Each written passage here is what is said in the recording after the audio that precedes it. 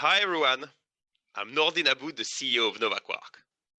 Today, we've made a big announcement about Dual Universe.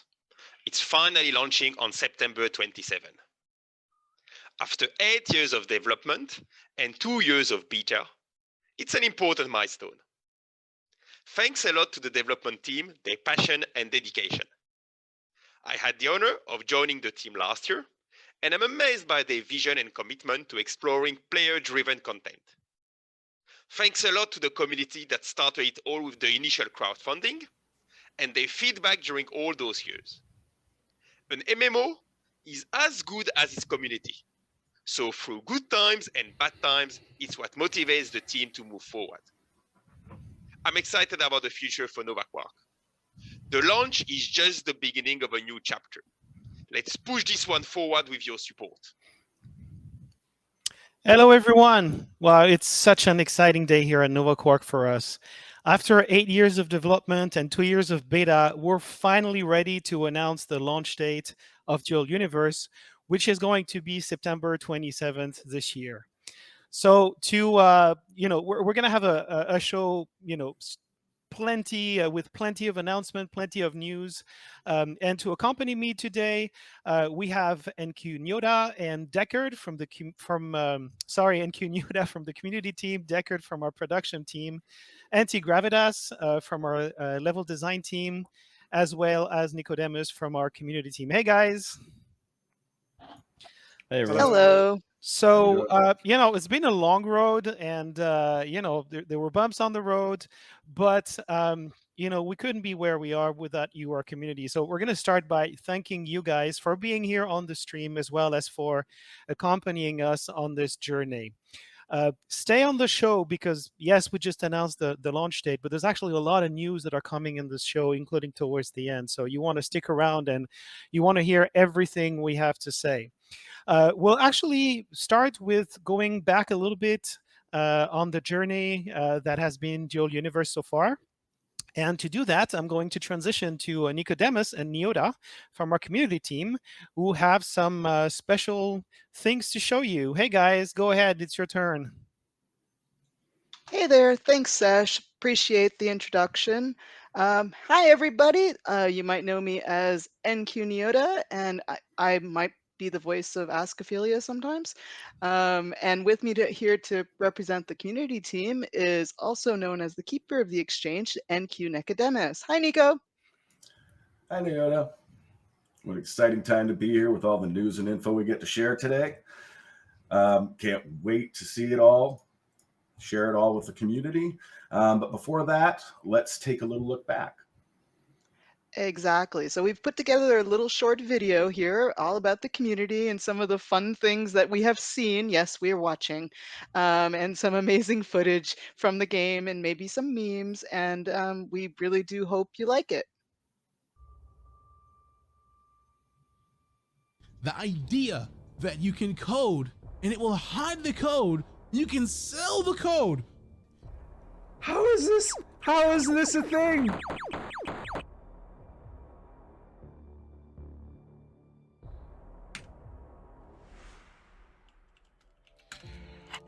Oh my god! Nope, we made it. Hold on your butts. Oh god.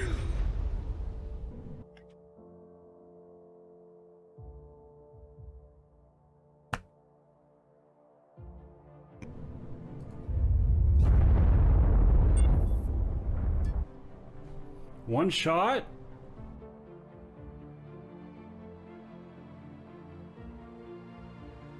It's a school bus. Are you kidding me? Somebody made one. Oh. He's got that other ship attached to him. Holy sheez! Look at the train. Look at this. So this is what I was talking about. Look how smooth that is. It's just crazy.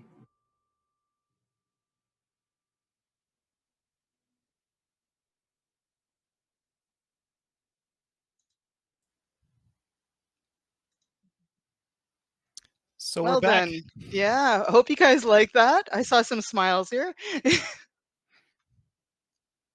Okay, so we also have some lovely stats. We hear you guys like numbers a little bit here and there. We're going to start off with some easy ones, and we're going to start with some forum numbers.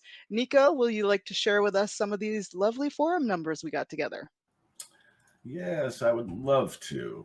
Okay, we have heard how much you like our fun stats, so we wanted to be sure to bring you some all-time totals. These were taken just a few days ago. We know our players like to share their opinions and feedback, so this is definitely evident of that. Total number of forum posts is just over 179,000. Wow, 179,000. Total number of forum topics, close to 16,000.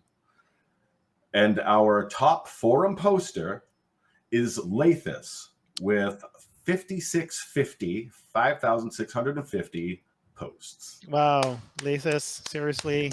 Congratulations. Wow. Thank you. You win the verbose title.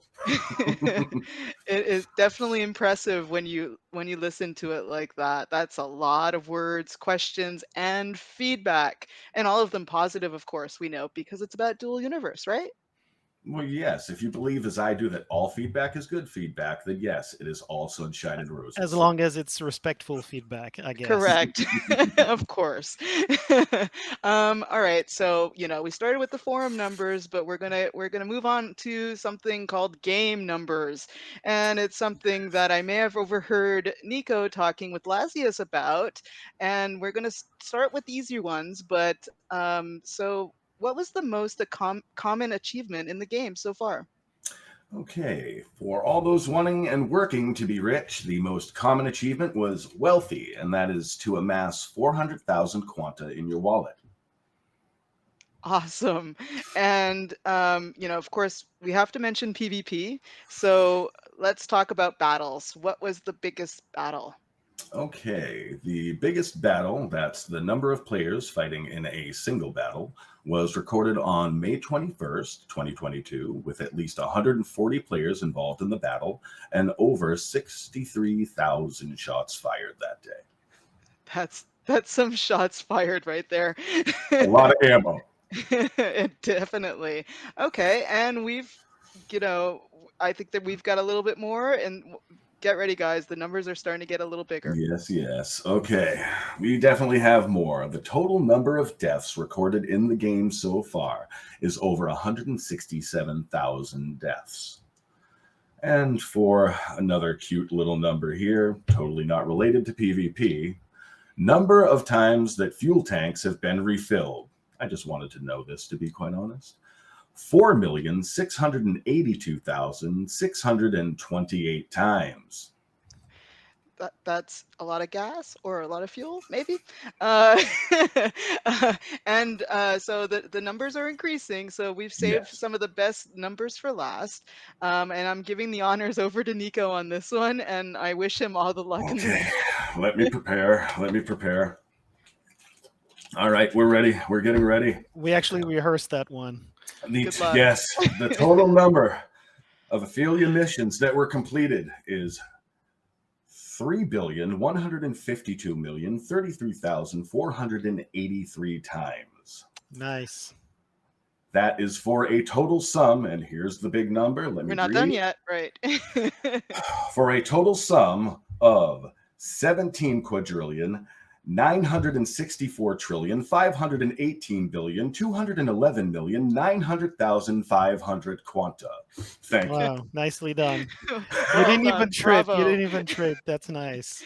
Bravo. Well done. I'm glad you said it, not me. Anytime, always glad to help. For sure.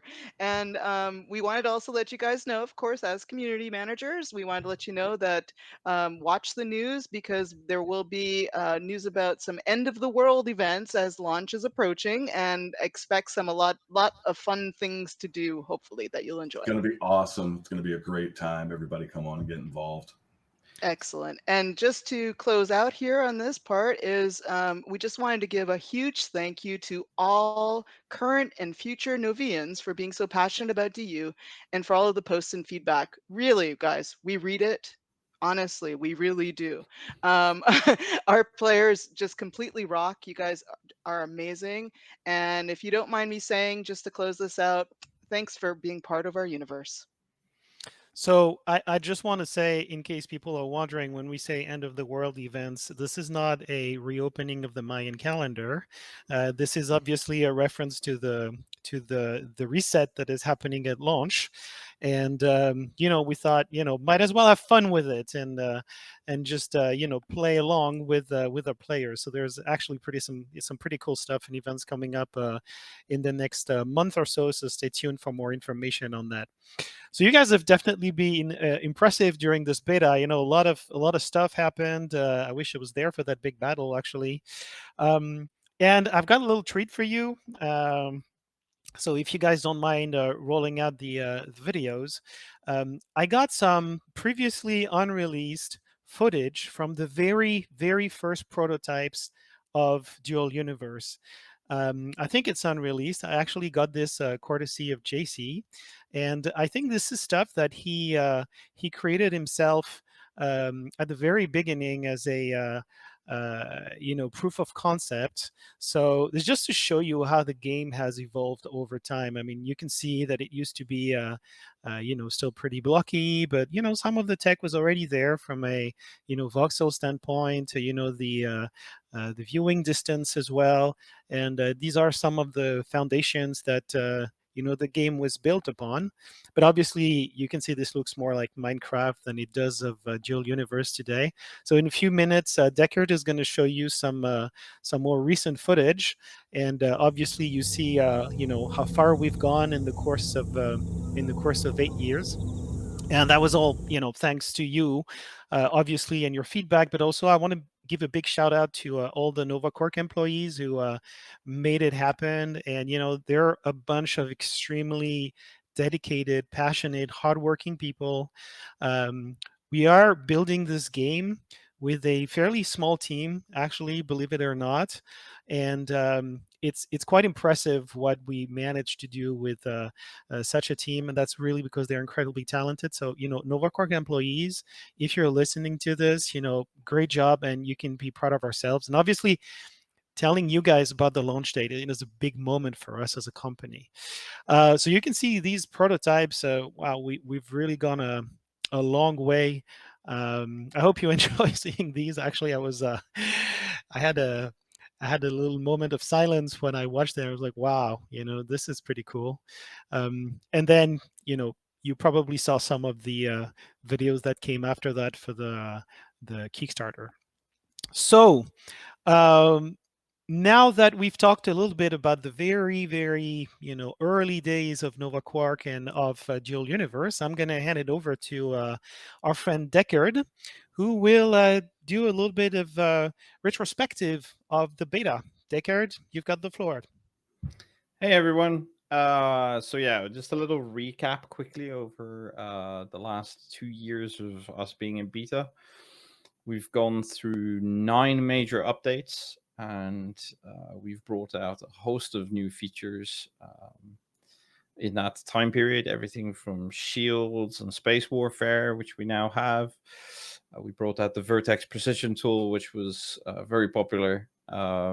We exchanged our mining system for the mining units and asteroids, which allows for a more lengthy and long-term source of material in the game. We've also introduced a mission system and challenges. We also totally revamped the Lua on multiple aspects. We introduced Lua screen units. And of course, we built a totally new FTUE, which is largely down to Antigravitas, who was going to take over the next part of this.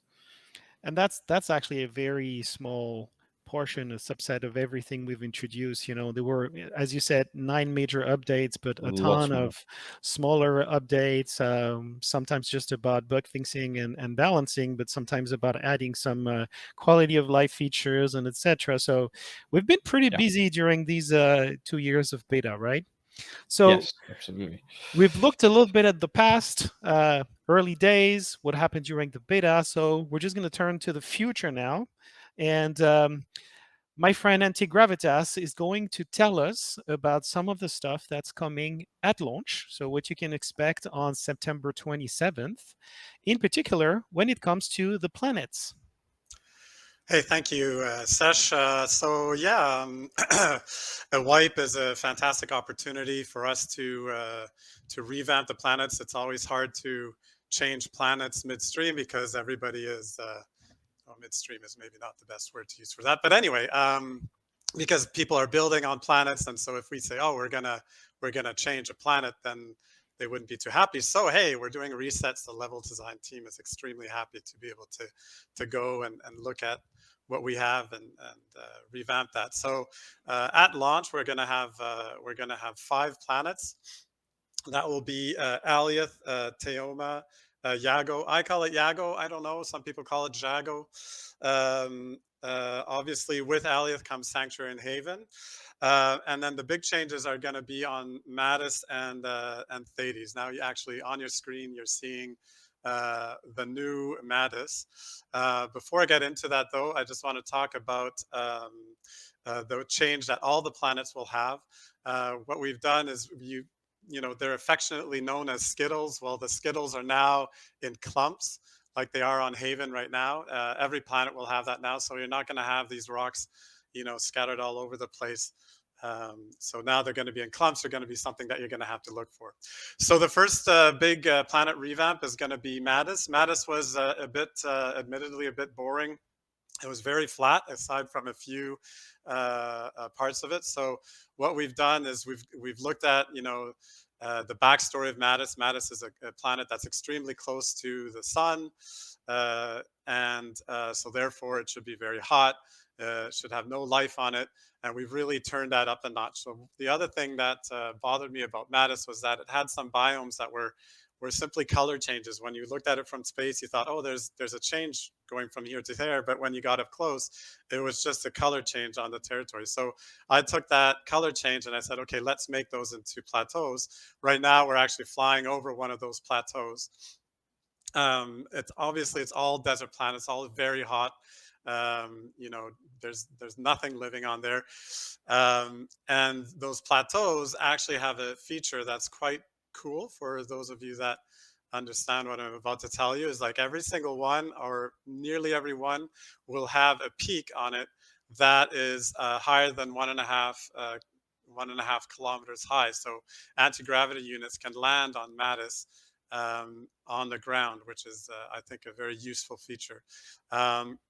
What's kind of cool about these plateaus is they really create areas where people can claim territories of their own. We have an organization that claimed an entire moon for themselves. Well, you can imagine many organizations trying to claim an entire plateau. The other thing that Mattis actually had was these areas that have sand in them. They're little valleys that have sand. Well, I dialed that up a bit. I made them wider so that, you know, you see them more, and, you know, there's just this a more visible feature on the planet. Here we're seeing some close-ups of that. So that's it for Mattis. The next planet that we revamped is Thades. We had a bit of an issue with Thades in that Thades has the asteroids around it. Technically, the asteroids were not great in the sense that our technical director, Guillaume Gris, he really wanted to delete them. So I negotiated with him. I said, let's get rid of the tiny asteroids and let's make them into moonlets. So there's going to be less, but as you can see, the ring is still there. And these are bigger, and most critically, you actually have territories on them now. So players can now claim territories on these moonlets, and it's something that, you know, even me, the first time I started, you know, heading out into space, I went right for Thades, and I wanted to build a base on these asteroids, or sorry, these meteors, anyway, whatever they are, moonlets, and I couldn't because, you know, there was no territory, so I couldn't put a static down, and I was very sad, and I cried for a few days. But I got over it, and I said, hey, I'm the level designer. I can make this better. So after launch, you'll be able to go to these these moonlets and claim territory. And one minor thing, you might see it at the top right of the screen there. Some of the moonlets are actually very close together. So you could ostensibly claim a territory on 2 moonlets and then bridge the gap. Another thing that we see very clearly on the screen now is we put some water in the big canyon of Thetis. It's worth mentioning what the backstory of Thetis is. Thetis used to be a water planet, a lot like Yago or Jago, and some kind of disaster happened that we will most likely reveal in the future, that ended up creating the canyon and threw the moonlets up into the sky. Those are obviously parts of Thetis before. And so what we've done is we've gone into the other parts of Thetis and we've added the remains of what was there before. So you might have spotted it just earlier, but there's going to be areas that were clearly sea, and they have these giant petrified, there we go, petrified corals, sorry, depending on how you pronounce it. And then there's going to be areas that are like island areas, and they will have petrified forests, which we'll hopefully see in the video slightly later on. If not, you just head over to Thetis post-launch and take a look and admire the handiwork of the Planet team. So we've basically taken planets that had one feature, Thetis being the big canyon, and we've taken the other parts of that planet and made it more interesting. That was really the biggest goal, was to make sure that, first of all, every planet has an identity, that you could look at the planet and know nearly right away what planet it is. Another thing that I didn't mention was we widened slightly the canyon. Those of you that know Thetis will know that there's a lot of very spiky terrain elements there that you can't really even land on them, you can't build a base on them. So what we've done is we've widened the terrain there, and so it flattened everything somewhat. And there's still some spikes, but if you actually stand on the spikes, they're almost a territory wide. So I could imagine somebody claiming a territory and building a castle on the top of one of these areas.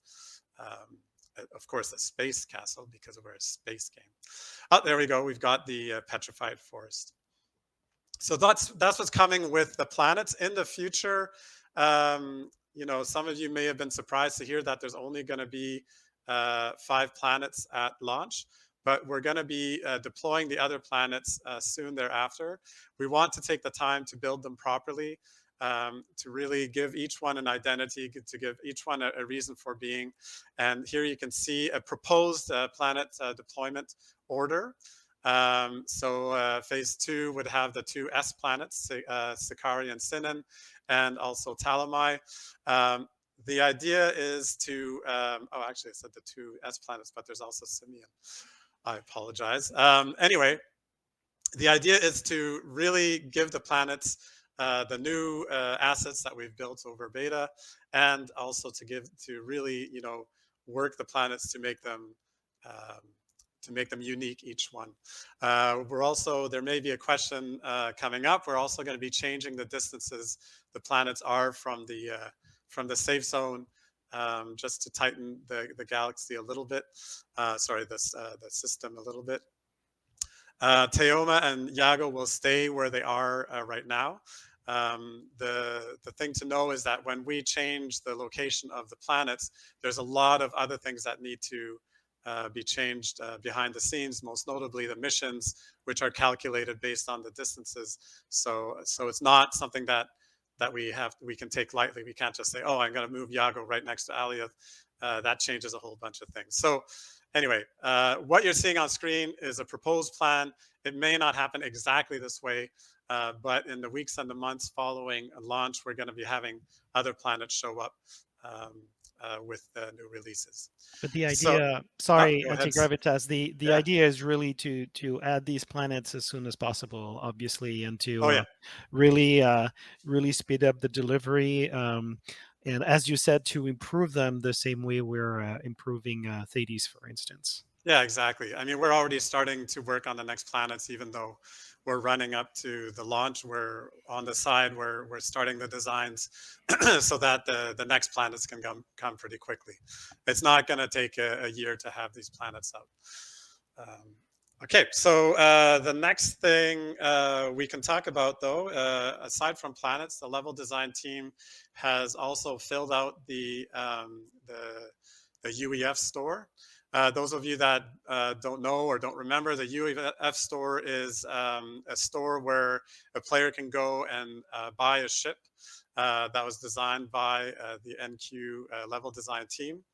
The new ships are all designed by NQ Lover 01, who has actually been with us for over 2 years now and has created a lot of the constructs that you see in the game.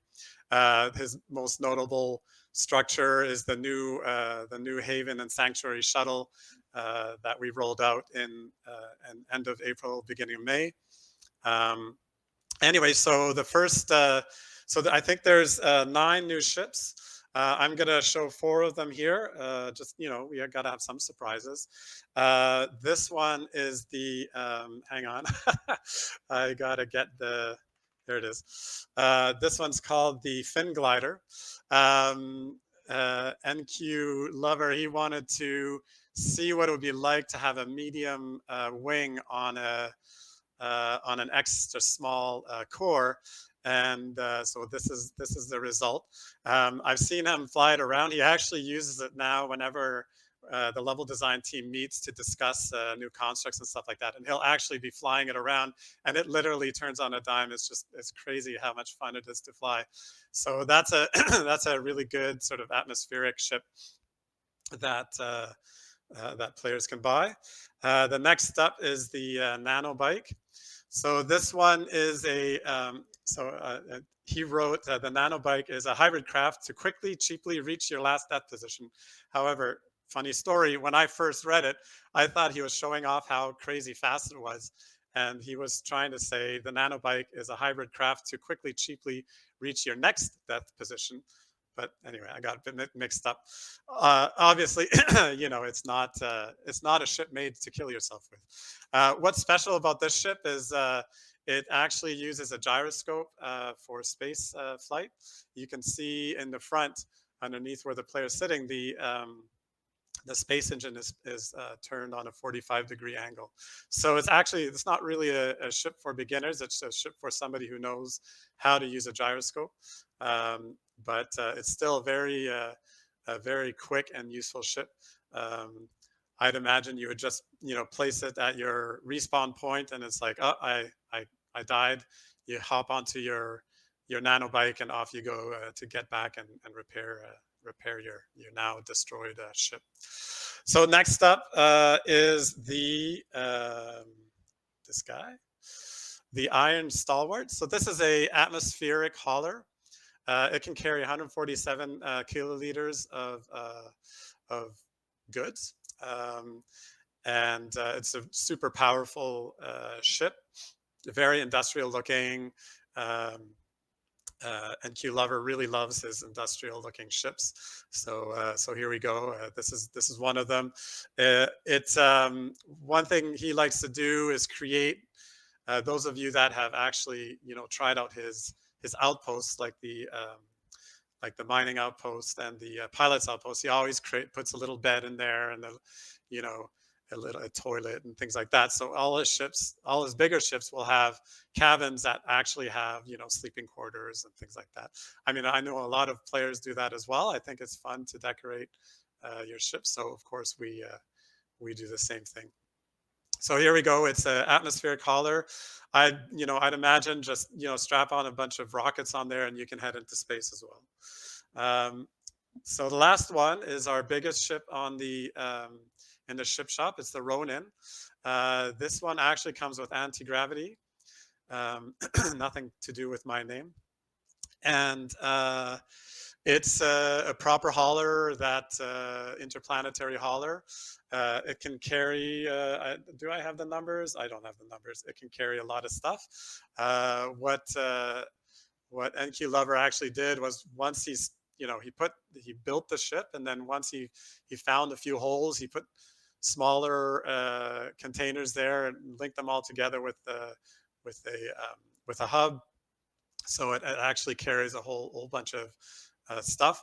And what's also quite interesting is if you look at the top near the back, you can see that there's actually a cutaway part, and that's actually exactly the size to dock a fin glider inside. So you buy the fin glider, you buy the Ronin, and you can park the fin glider inside, and then you've got a little planetary runabout that you're taking with you all the time. So that's it for the new ships.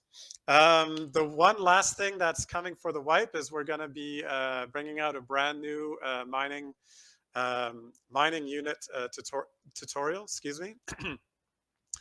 Unfortunately, I forgot to get a screenshot for it, but the mining unit tutorial was made by NQ Spitfire, who's a relatively new addition to the level design team, who actually, it's his work birthday today. I'm going to do a shout out to NQ Spitfire for that. He's been with us for exactly a year now. Happy birthday. Happy birthday, NQ Spitfire. Work Hope you're birthday, watching. I guess. Work birthday.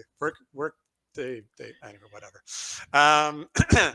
And yeah, he made the mining unit tutorial when it became obvious that we needed to show people how to use them, how to do the I'm forgetting the word right now. Configuration. What is it? What's it called?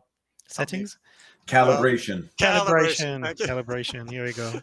Oof, it's hard doing these live things. Anyway, and what was fun was, level designers in general, we don't necessarily, it's not our job to make things pretty, though I've hired people who can make things pretty onto the team. The construct that Spitfire made was kind of blocky. It was functional. It had everything you needed. And then I asked Shatari to come in and to do his Shatari magic on the construct. So it looks insane. It actually looks really good. And I kind of wish I had remembered to do a screenshot, but sorry. I'm sure we'll find a screenshot and we'll post it on our social media in the next couple of days. That's as a follow-up. fantastic idea, NQ Sesh. So that's it for the level design team. Follow us on social media. Follow us on social media. Like and You'll subscribe. get exclusive screenshots. Follow us on social media. Oh yeah, okay, that. All right, I'll pass it back to you, NQ Sesh. So that's very exciting stuff. Thank you, Antigravitas. So we've got this new mining tutorial, the new awesome ships from the UEF ship shop, and maybe we'll also show you some screenshots of the other 5 that we didn't show on social media. And we've got the 2 Revamp planets, and even more exciting planets coming. But that's not all. There's more stuff coming at launch. Even though we explained that we were focused on bug fixing and general improvements to the game, we're still bringing additional stuff to the game for the launch. And this is where I turn back to Deckard. Deckard, so what else is coming? So we have plenty other things coming down the line. However, the most notable ones are ones that we've heard you all about and we know you really want. For a start, let's start with the blueprint deployment tool is getting a bit of an overhaul. You're going to have the ability to snap blueprints together on deployment. So when you deploy one, you can line it up with the next one perfectly without having to wiggle it into place or ask us for help, etc. Stuff like that. That should come with the tool. This is really designed for players who have built like enormous buildings or space stations and etc. And have we wanted to make sure that with the resets and people having the ability to keep their core blueprints, that they had an ability to put them back together quickly. So there's like a snap to grid feature or snap feature that really will allow that, right? It's more of a quality of life feature that should make your lives easier after the reset. Correct. Yeah. It's specifically really helpful for indeed large multi multi-construct constructs, shall we say. So any building that's made out of multiple constructs to allow them to line up properly. On top of that, we also have a new feature that allows you to replace missing types of honeycomb. So if you don't have, sorry, something just fell off my cupboard. If you have a blueprint and you want to deploy it and you don't have all the materials for it, you can substitute one of the honeycomb materials with a different one and replace it, and thereby change the design as it's placed. We're also allowing you to deploy blueprints and omit specific elements from the blueprint. So say you want to deploy your ship, but you don't have the space radar that you need. You can simply uncheck the space radar and you can deploy the ship without the space radar, allowing the blueprint tool to be a lot more useful now. And just as a reminder, we also recently added a preview of the voxel construct as its honeycomb looks while you're deploying, and the bounding box is better. So all around, the blueprint tool is much improved. We're on top of that, we're also adding some of the honeycomb that our players have been asking for. Many of you, I've lost count of how many times I've been asked for. Hold on for that plastic. one. Just drum roll. I think we need the drum roll at this point, because my guess was this was going to be the most exciting news of today for the entire community. So go ahead. I just I just set it up. So go ahead. So we're adding purple honeycomb, purple plastics, along with a few other types as well in the purple color, which never was added, and we're going out of our way to add that now.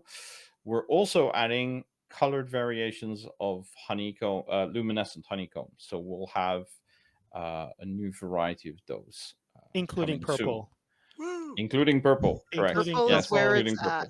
That's all there is. I think all the purple crowd goes wild. I think all the level purple design stuff is team, done. Yeah, the level design team has been asking for that for like over 2 years. So, it was we're time, happy then. about it too. I thought that was to please. I thought that was to please Nyoda, because I think isn't that your favorite color, purple? It most definitely is. So I'm not going to complain about this addition Okay, at so all. I'm smiling. This is all for you, Nyoda. But there's more than purple, right? We're adding more than purple in the luminescent. In the honeycomb, luminescent, it'll be a whole host of different colors. Yeah, I think we're adding 10 different ones now, and a few varieties of the white as well. So there'll be a less bright white one as well. So we can actually build really cool discotheques in game. Yeah, well, yes, if you really want to. That'll be for you to enjoy, though. And I know what you're like with your dancing session. It's okay. I promised I wasn't gonna dance I'll pass on that. stream, but we'll see. Maybe at the end, I'll feel like it. And then one thing we're also going to be doing, and this is more just be advised and be wary that it's coming. With the launch, we will very likely be reintroducing the system where elements lose lives in collisions, which will allow for elements to have a more natural flow of leaving the economy, meaning that there is more renewable, that the ore that's coming into the universe can also sink out by loss of elements through sinking. However, that's still pretty vague, and we have a lot of design work left to finish on that, but that will be coming. Lastly, we're also going to be changing the avatar customization panel a little bit to allow for the application of skins to the avatar, which is part of the rewards for Kickstarter. But we're going to be doing more on the Kickstarter stuff later. Yeah, there will be. I know you guys are all impatient about knowing when this is going to come. So there will be, more Kickstarter rewards, both physical and in-game, coming around launch. But rather than doing a too long stream, we decided we're just going to make a separate announcement for that. So watch out for social media or the website, and you'll get more detailed information on that. But Kickstarter rewards coming soon. Don't worry about it. At launch. I think that wraps up my little piece. It does actually. So a lot of exciting stuff coming for the launch, as you can see, and things to really get excited about. So thank you, Antigravitas. Thank you, Deckard. We'll have more announcements, more news in the coming weeks about the launch and what's coming. But so now I have more announcements for you guys. I said we were going to do. We're going to have more news towards the end of the stream, and that time has come. This is actually my time to shine because these are the ones that I'm going to make. So outside of the game, there's going to be a lot happening for launch as well.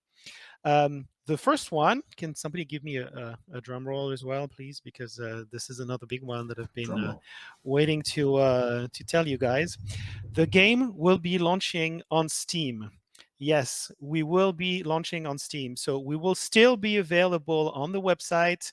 You can still go to our reseller Marquee Dragon as well. You can still play on GeForce Now, but the game will be available on Steam. Really, the idea is to have as many people as possible enjoy the game, and to reach to a wider audience for launch. And you know what you can do? I think the Steam page should go live today. If it's not going live right now, it should be within the next couple of hours. And if there's one thing you can do to help us, even if you already have the game, even if you don't intend to go on Steam, is just go on that Steam page. There's going to be the link on the website. Otherwise, you just use your magic search inside of Steam and wishlist the game. Because every time we get more wish lists, we get more visibility on the store, more chances to be featured on Steam and, show the game to everybody. And so, tell your friends, tell your family, go to Steam and wishlist the game. And we're going to be banging that drum a lot in the next few weeks. So that's the first big news. Game is coming on Steam, still available on the website, as I said. So second big announcement, we are going to have a free trial of the game at launch. We really want as many people as possible to experience what the game has to offer. And so that free trial will be available exclusively on Steam. And it's going to be on a separate server, okay? We hope there's going to be a lot of people trying the game at launch, and we wanted to make sure that the persistent server wasn't going to be, I'm not going to say polluted, but by people just trying out the game and having lots of constructs lying around. So it's going to be a separate server, and it's going to be reset on a regular basis. That frequency might change in the future. I'm told it's going to be about once per 5, 6, or 7 days at launch, at the very least once per week. So there's not going to be any limitations on this on the server. People can just come, they can play, they can do whatever they want, but there's going to be a regular reset of progress. And again, separate server so that everybody who has a paying subscription is on the persistent server. And don't worry, this is all going to be done automatically. So you'll be going automatically to the persistent server if you have a subscription. So that was the second big news, which I think is super exciting. We were really trying to find ways to get the game into as many hands as possible, and being on Steam and having a free trial, obviously that's going to help a lot. And we really count on you to tell your friends, come try it. It's available for free, wishlist on Steam. As I said, you're going to hear a lot about this from us in the next few weeks. The third big news is we think the game has made tremendous progress in the course of 2 years. And we had a lot of players who joined the game at beta and stopped playing the game just because, it was still very early. Obviously, we had some ups and downs, especially at the beginning of the beta. So we want those players to come back and see the progress we've made with the game. And to do that, we are going to be launching a back-to-game campaign at launch, which means that everybody who had a subscription at some point during the beta and that subscription ended is going to get 2 weeks of free access to the persistent server so that they can come back and they can see all the progress that the game has made and hopefully, continue and rejoin the game. And we really hope that the game will speak for itself and will be convincing enough that these players will want to come back and play the game. So that was the third big news. And hold on, I got another one. I told you this the stream is chock full of big announcements. We are going to have a talent point accelerator for the first 6 months after the launch. So I'm going to turn to Deckard, who's going to give you the details for that. So Deckard, tell us all about the talent point accelerator. You're muted, buddy. I knew this was going to happen at some point. There we go. Sorry. It's classic. Every time. So yeah, for the first 6 months, we're going to have a talent point booster, which essentially is going to ramp up your talent point gain in the early stages of the launch. So starting from September 27th until October 31st. So for the that is the first month, you'll have a 100% talent point generation boost. So instead of 90 per second, it'll be 180 per second if queued. Sorry. Then for the following 3 months, you'll have a 50% boost. And then for the last 2 months of the 6-month period, it'll drop down to a 25% boost. After all that is completed, the talent point generation will return to normal. And that's my little bit about that.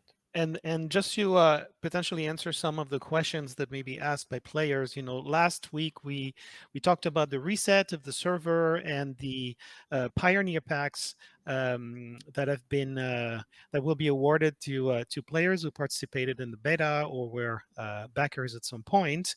So the talent point boost is for everybody. Everybody who has a subscription that month is getting the talent point boost, and the Pioneer packs, they come on top of that. And the talent point boost does not apply to the talent points that are given in the Pioneer pack. So if you come in September, 27th of September, you're going to get a ×2 talent point progression throughout the month. And at the end of the month, you will also get the rewards from your Pioneer packs, but the ×2 doesn't apply to the rewards in the Pioneer packs. But that still, that still accumulates a lot. And for a player who has been participating in the beta, say for 2 years, for instance, and got a lot of talents and is kind of going to start from scratch, between the Pioneer packs and the talent point accelerator, you should get back to a much more comfortable state of your character and have more talents unlocked after 6 months. But hey, it's only for 6 months, so and it's not, these are fixed dates. So if you it's not the first month that you rejoin. So if you rejoin 3 months after launch, then you're only going to get the times 1.5 talent booster. The ×2 is really set for that first month. So everybody come on in at the launch. This is when it happens. It's also worth just mentioning that this system is still currently the talent point booster is something we're working on right now, so it's still possible that there might be a few tweaks and changes to it, and to how the it numbers. works. Yes. Yeah, to the numbers and how it's delivered, etc. But yeah, that should but the system should remain the same. Yeah. And we might tweak the numbers a little bit. So I mean, I already did just a couple of minutes ago, but if you haven't yet looked at the video we made about which features Deckard, you're everywhere. You're absolutely everywhere. You're unmissable. You're like the beating heart of this game. So if you haven't watched the video about the wipe yet, please just go on our YouTube channel and watch that video. There's also a page on our website that sums everything up. So we are going to reset the economy and a lot of other things, but you get to keep your core blueprint, organization names, and etc. All the details are on the website or on the video. And keep in mind that you can get the Pioneer packs depending on how many, what's your Kickstarter reward status or how many months of subscriptions you have. So Deckard, back to you. talking about the reset, what can players do to prepare themselves for the launch and prepare themselves for the reset exactly? Like, tomorrow or later today, hopefully they go back to the game. What can they start doing? So probably the most important thing is to save and secure your blueprints, your core blueprints. Seem to have a lot of questions whether the blueprint storing or the blueprint saving is based on the creator of the blueprint or who has possession of the blueprint. It is solely about who has possession of the blueprint. As such, it's very important, and I highly recommend that you gather your blueprints and you keep them in your nano pack so nobody else can change them, nobody else can access them, they can't be swapped, and you just have a sole copy for yourself that you won't lose. There's also some honeycomb changes that we recently spoke about in a communication. They will be coming very, very soon, which will affect constructs considerably. So it's worth checking your ships that you want to have ready for in the launch and just making sure that you might need to tweak the materials and such to make sure they function the way you want them to. It's worth remembering that post-launch to run through all the tutorials and all the challenges and get the rewards that you can get from those, because there are talent points and there are quanta that you can get from that. It's worth remembering that in the early days, material will probably be in very high demand. So get your mining units up and running and start churning out materials for the other players. Other than that, there will be, obviously, as Falco just explained, there will be changes to the planets, and I highly recommend you go around and explore them, see the new worlds that we're creating, see the new changes that are coming, look for the territories that you want to get, because the terrains will be a little bit different on the other planets. So get ready for stuff like that. Yeah. Hey, Deckard, I've got a very, very important question for you. Can you tell us about the whiteboard that is behind you? Oh, this one. Yes, this one. Oh, the drawing. The drawing. Tell us about the drawing, because I saw it happen live. Well, the other day we were checking to make sure that everything was ready for this this broadcast, and my partner was sat in the background, and Sesh over here managed to rope her into doing a lovely drawing on my whiteboard for the background, which I think is quite apt, because I think the only thing she can draw is horses. And I think she did a reasonably good job. She's pretty good at it. Yeah. And by the way, Deckard got recently engaged, so congratulations, Deckard. Thank you. For your engagement. And the story doesn't finish here. Is that so? Your partner drew the horses, and then you wanted to draw a line with beta to launch, and the story is that the horses are released. The horses are galloping towards the launch, and then Deckard started drawing something, and at some point with he's my like, Sharpie. "Oh shit! I used a Sharpie." And so that line and then tried to clean that up. Is there gin, forever, I guess. So we're gonna have horses in the game? No horses in the game. There's no subliminal message. There are absolutely No. not going to be horses in the game. Not that I know of, at least. Who knows what's going to come one day. Sesh, I just want to interrupt you for a sec. While you guys were talking about horses and stuff like that, I was actually checking Steam. Yes, the Steam page is live. During work, the Steam page is live, so you guys can go and so go now. Wishlist. Yep. The People Steam are page Wishlist away. Yeah, everybody's doing that. Thank you so much for doing that. That really helps us. Tell your friends, your brothers, your sisters, your moms to go and wishlist the game on Steam. That really helps us. So the page is live. That's super exciting. I want to thank everybody who worked on that Steam page, by the way. Thank you guys. So this actually concludes our stream. Believe it or not. Thank you for watching. I was supposed to give another one reminder of wishlist the game on Steam. I think if I haven't said it 10 times, I've probably said it 20. Just, stay there, because we're going to do a little Q&A. We're going to pick up questions from the stream. we will only answer questions that are related to the topics at hand. I know you guys have a lot of questions on various topics. We don't have any game designers on the stream, so for all the questions that pertain to game design, we will, take a note. We have taken a note. Actually, we have moderators helping us who are writing down the questions, but we will come back to them later. So we'll stick to the questions that we know we can handle in the stream and that we know are related to the topics at hand. So as a conclusion, so the game is launching on September 27th, right? We will be available on Steam. We will have a free trial, separated server. We will have a back to game campaign where previous subscription players will be able to try the game for free. We will have plenty of exciting additions to the game at launch, new planets, the ships, the blueprint deployment options as well, and many more things that we talked about during the stream. And I guess that's. I want to thank everybody who participated in this stream, and obviously our community.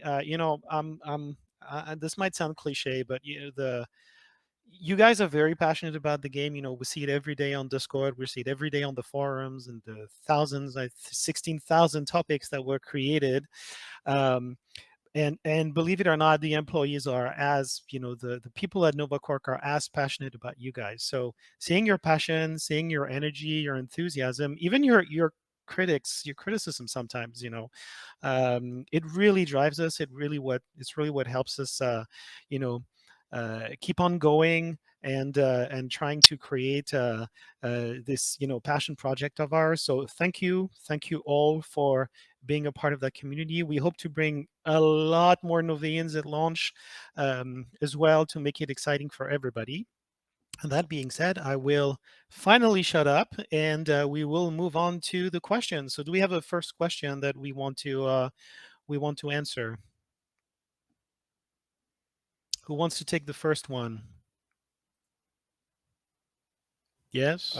No? Is it not Neoda that's going to be asking the questions and then we answer, or? No, actually, we have a document where we gathered most of the questions. So I can actually. Deckard, you can ask the first. You can. Oh, there we go. My first one. What's that on Deckard's whiteboard? So I actually already. Oh, you actually answered that. Yeah, we covered that. So the next three questions were mine. So hang on, where's the document? Wait, how do you pronounce Yago? Is one of the questions. Yeah, so that's. I mean, I see it in text all the time, right? Nobody actually ever says it. I call it Yago. I don't know why. It might be my German background. Some people call it Jago. I feel it feels wrong when you say Jago. So anyway, call it what you want. It's nobody's gonna criticize you. This is a player-driven game.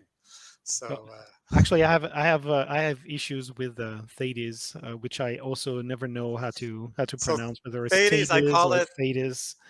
I call it Thetis because it's very close to Hades, which is the god of the underworld in Greek mythology. You just add a T and you've got Thetis. Calling it Thetis just sounds lame. It's also a very good game, by the way. When you say Thetis, it's kind of lame. That may be my French origins. You're allowed to have German origins, but I have French origins, so that may be the reason. And Hades is also a very good game, as I said, not just the name of a god. So I have two more questions that I can answer. I'm just gonna plow ahead here, Sesh. I'm not gonna let you talk anymore. Go ahead. You're right. It's the best way to shut me up. My favorite question is Antigravitas name an Ian Banks reference? And whoever said that, I love you. No, I mean, I don't know who you are, but because I've actually Let's keep it appropriate. I've been in this company for 3 years, and one person has gotten the reference. One person. It's crazy. I mean, I love Ian Banks. He's my favorite writer. Sadly, he passed away way too long ago. He passed away 5 years ago, 10 years ago. But I love his work. I've reread all his books. So yeah, when I joined here and they said you have to figure out some kind of name, I thought I'm going to make one that's an Ian M. Banks reference. If you haven't read Ian M. Banks and you're into science fiction, read it. Consider Phoebus, use of weapons. Awesome books. Actually, Accession. Antigravitas and I, we meet obviously in the office on a regular basis, and one of our favorite topics of conversations is science fiction books, and we talk about science fiction books and TV series all the time. Antigravitas has this cafe downtown that he really likes to go to. So when we have a meeting, we go to this cafe and we chat, and on the way to the cafe, usually we talk about science fiction books. So we're super into science fiction in this company, I guess. Clearly. So 2 other questions. One, why only 5 planets? So there's 2 reasons. One, we wanted to, or I wanted to, launch with a slightly tighter playing surface, as it were. Just because, it helps concentrate players into smaller areas. We have a better way of seeing how people play, how people interact, and stuff like that. We're hoping that we get a lot of players so we can see some actual density on the planets. Not that we don't have density right now, but if we get a big up in player number, then having a smaller number of planets will create proper towns and things like that. The other reason is just production realities. It takes a long time to revamp a planet, to design, then implement the planet and make sure that it's good, that it's interesting, that it's unique, that it has no bugs, that it satisfies all constraints. Then of course we add the planet, and all of a sudden all these other departments are like, hey, why didn't you tell you blah, blah, blah, blah, blah, because we forgot something from their department. So it just takes time. So we didn't want to rush it for launch, and suddenly launch with I think we had 13 planets, and 13 is an unlucky number. We don't want to start with 13 planets. That's not even remotely a reason. So yeah, we wanted to tighten things up, and so that's why 5 planets. I hope it's not disappointing to you. Just hang out for a little longer, and then we'll have new planets. As we said in the stream, it's I don't think that's something that should worry you. Our goal is really to have the planets rolled out as quickly as possible. Yeah. And again, the idea is to have better, more interesting planets, and rather than rushing them out of the gate for launch, we decided to have really the cool, interesting ones, and it's going to give you some cool content post launch as well that you guys can be excited about. So yeah, hang in there, it's coming. Last question was, will the Helios star be physically present? The answer is no, not yet. It's still going to be a bright spot in the skybox, and that's unfortunately how it is. It actually it's a technical reason. Dynamic, anything that's dynamic in the game is orders of magnitudes more complicated to deal with on the server side and on all other sides, I guess, than things that are static. That's why we can't have, say, a static sun or Helios in the middle and have all the planets orbiting around that. It would just be a nightmare on the server side, always having to update positions of these absolutely colossal static constructs. And that's why the dynamic constructs are smaller than static constructs, because it's just harder for on the server side and for the engine in general to deal with things that are moving. So we make them smaller to make it more plausible. I was going to say to make it easier, but it's more a matter of just making it possible. If we had dynamic constructs the size of the large static constructs, you'd start having really big problems with performance and things like that. And I'm going to actually usurp Deckard, who wants to answer the question, what is the meaning of life? And he said the answer is 42, but that's not true. Yes, I agree. Anybody who is a proper fan of Douglas answer. Adams, 42 is the answer to the ultimate question of life, the universe, and everything. It's not the answer to the meaning of life. That's what we put in the email yesterday, by the way. That was a little science fiction nudge there. All right, I'll pass to someone else because I've been talking a lot now. just gonna say that was my favorite book that you just quoted.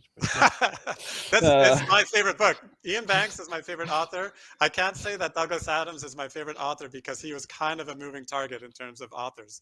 Like he really didn't write all that much, sadly. Well, I will take over from you with a few questions. Go ahead. I have one here asking whether we will have separate servers for North America and EU.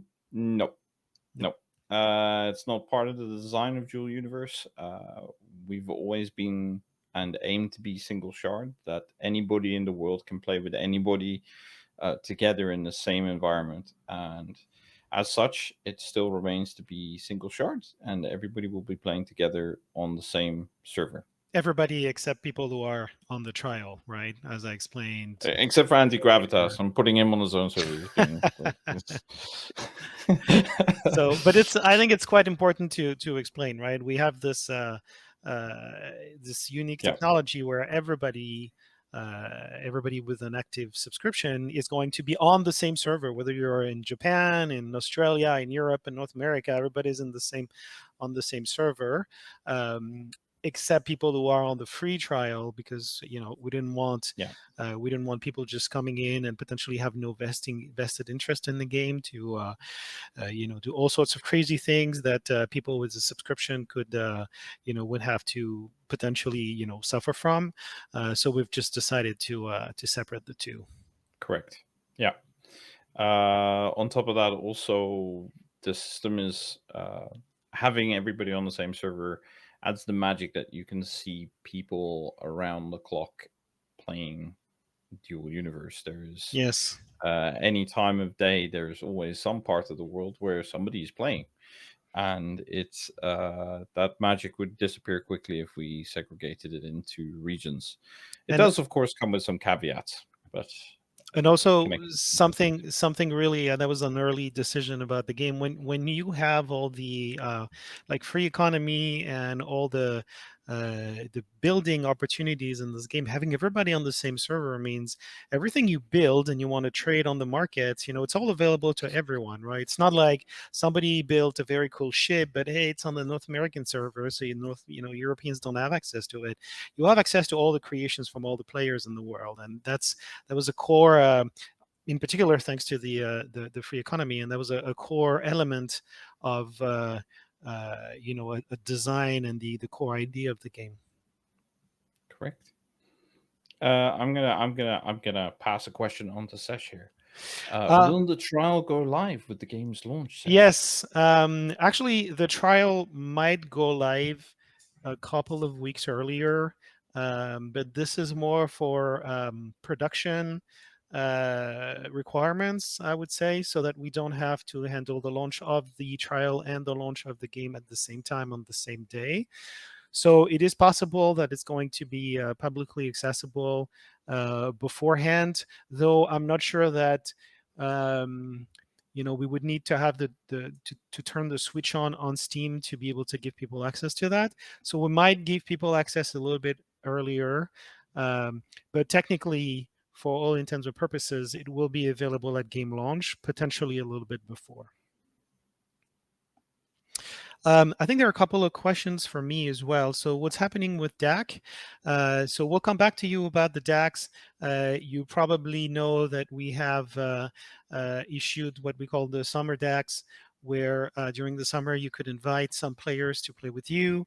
That one of the reasons for that was actually to test the mechanics under it. So you'll get DACs awarded to you at launch. But since this is part of the Kickstarter rewards, as we explained in the stream, we'll be giving you more details about that pretty soon.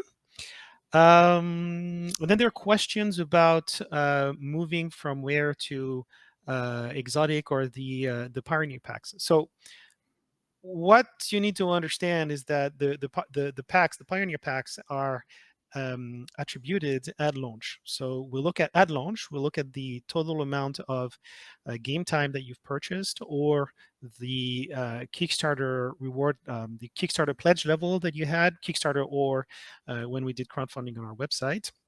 And this is when it gets decided. So you can buy more game time, to up your pack.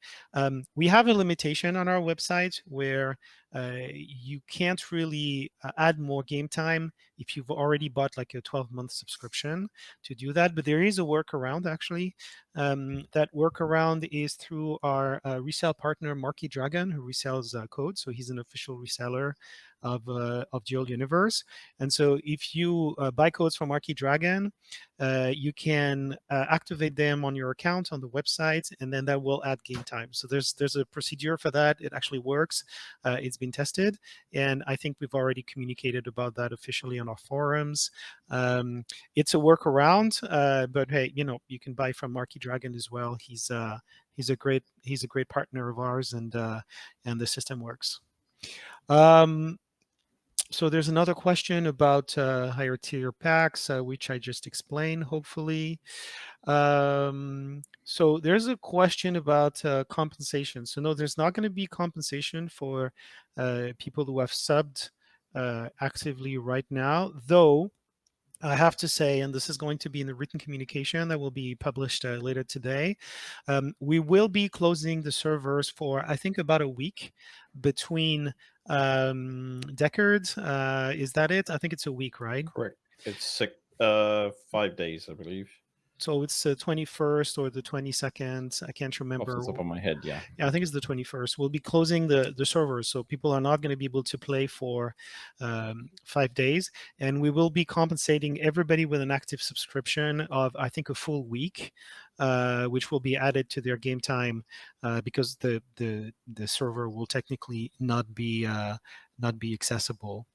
There's a question about linking DU and Steam accounts. There's going to be the option on the website. Right now, you can link your Discord account when you log in and you go to My Account. So there's going to be an option to link your Steam account. Just be aware that once you've linked your Steam account, you're only going to be able to buy from Steam ever again, because then you become a Steam customer and you won't be able to buy directly from the website after that. When is the actual wipe and server shutdown for launch prep? So I think I just answered that one. The wipe is on the day of the launch, when we reopen the servers on the 27th, and the server shutdown. Again, watch the website for the exact date. I think it's on the 21st or the 22nd. And I think all the other answers are for other people. Actually, I want to know the answer of that one. Does DU run on Deckard OS? So I want to know what Deckard OS is.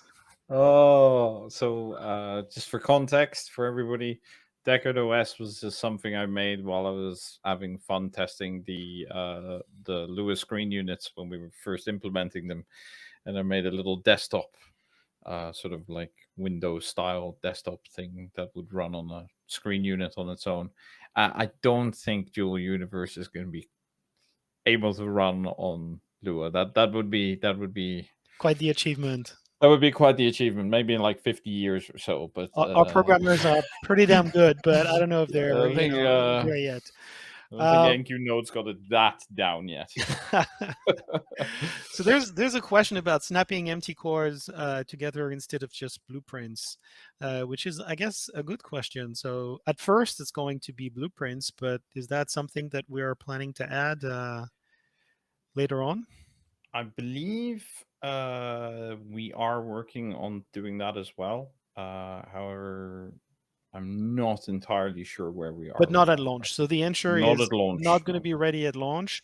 But obviously, this is a good quality of life feature. So this is something that may be being worked on. There's a question about Steam trophies. I'm going to admit I don't know actually if we're going to have Steam trophies. I know we have the achievements and games, so we might be able to tie the trophies to the Steam achievements to the in-game achievements. But I don't know if that's going to be at launch, if that's going to be a later edition. But we'll come back to you on that. I have to admit I don't have the answer to that question. Do you know, Deckard? No. I don't. Sorry. Okay. Don't have the answer to that one. I do have a question here. How are talent point boosts delivered? A daily login or a constant boost? So I just want to make that very clear and separate that out. We have on the one side, we have the rewards from the Pioneers pack. That will be essentially a monthly delivery at the end of each month. You'll get that as a lump sum. And the talent point accelerator that we were talking about earlier, that is a continuous stream. So that is the same feed that you currently have, just ramped up. Fundamentally, I hope that clears that up. So there's one about asteroid mining and if it's still going to be at release. So why would we take that away? We won't. We won't. It's going to be there. Of course, you're going to be able Going to be to there. discover. Why would we, take away stuff that we added during beta? Obviously, the features that we added during beta are going to be there at launch. Are we running out of questions that are related to what we discussed today? I think we I have are. an answer that got answered to me sort of offline. That's not on the list. People are asking all the time about what happens to thoramine. Yeah. So the people who have thoramine, we're trying to track you. It's actually harder than we thought.